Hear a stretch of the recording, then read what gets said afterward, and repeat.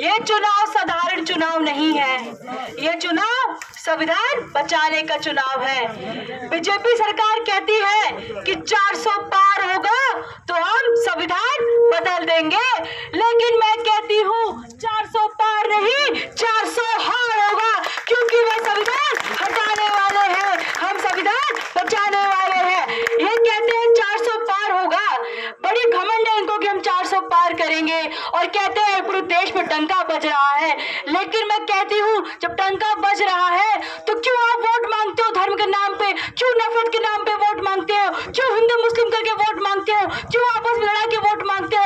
अगर आपने 400 पार का नारा लगाया है तो वोट मांगिए, विकास पे वोट मांगिए, आप नौकरी पे वोट मांगिए, महिला सुरक्षा पे वोट मांगिए। लेकिन जब भी सरकार आती है सिर्फ नफरत के नाम पे वोट मांगती है, सिर्फ धर्म के नाम पे वोट मांगती है, लेकिन काम पे वोट नहीं मांगती। मैं चाहती हूँ एक ऐसा नेता है जो जनता की मन बात करे, लेकिन जो बीजेपी सरकार है, जो प्रधानमंत्री है, वो केवल अपने मन की बात करते हैं, जनता की मन की बात नहीं करते हैं। मैं आपसे कहना चाहती हूँ यही वही सरकार है जो महिला के हित की बात करती थी, लेकिन जब मणिपुर में महिला चल रही थी तो इन्होंने कुछ नहीं कहा। हाथरस जैसे कांड हो जाते हैं तब भी कुछ नहीं कहते हैं। किसानों, जो किसान है एक साल धरना दे रहे थे, 700 किसानों की जान चली गई, तब भी इन्होंने कुछ नहीं कहा, उल्टा किसानों क्या कह दिया, टुकड़ों टुकड़ों की गैंग है। मैं पूछना चाहती हूँ कि ये यही सरकार है, आपने कहा था महंगाई कम होगी, क्या महंगाई कम हुई?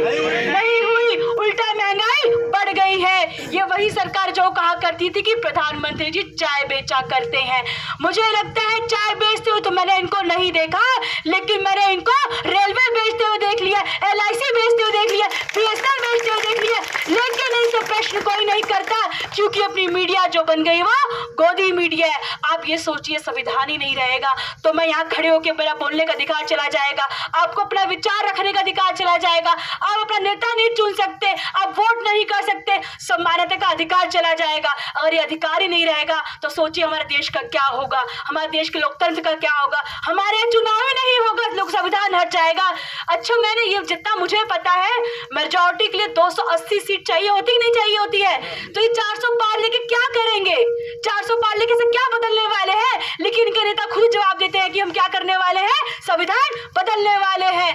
मैंने सुना है मोदी की जो मीडिया है वो कहते हैं कि प्रधानमंत्री जी ने छुट्टी नहीं लिया है, 24 घंटे काम करते रहते हैं।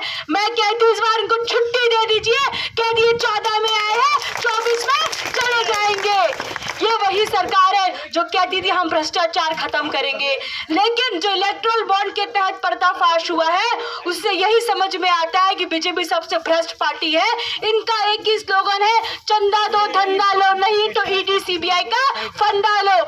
और मैं आपसे चाहती हूँ जब बीजेपी वाले आए तो उनसे प्रश्न कीजिए, आपका संवैधानिक अधिकार है प्रश्न करने का, वरना इनको लगेगा कि लोग खाली जनता वो धर्म के नाम पे वोट देगी, लेकिन इस बार इनको कह दीजिए हम धर्म के नाम पे वोट नहीं देंगे, हम खाली काम के नाम पे वोट देंगे। हम महंगाई, आप उनसे पूछिए कि आप महंगाई कम की है, जब बीजेपी वाले आए उनसे बोलिए कि आप हमें पहले दिखाइए कि आपने कितना काम किया है। 10 आप उनसे पूछिए आपने मेरे बच्चों के लिए क्या किया है, शिक्षा के लिए क्या किया है, स्कूल के लिए क्या, हॉस्पिटल क्या किया है, उनसे प्रश्न कीजिए, प्रश्न करने का अधिकार है। इनसे पूछिए जो MP 5 साल के लिए हो सकता है, अग्निवीर 4 साल के लिए क्यों? जब एक MP को पेंशन मिल सकती है तो अग्निवीर को पेंशन क्यों नहीं मिल सकती? आप उनसे सवाल कीजिए, सवाल करने डरिए मत। ये बीजेपी सरकार है, विपक्ष को बिठाने काम करती है। मेरे पर 2 मुकदमा दर्ज कर दिया गया है। मैं कहती हूँ मैं तो वकील हूँ सुप्रीम कोर्ट की, मैं अपना केस खुद ही लड़ लूंगी। ये बेटी आपके डरने वाली नहीं है, आपके सुख दुख में साथ रहेगी, सड़क से लेके सदन तक,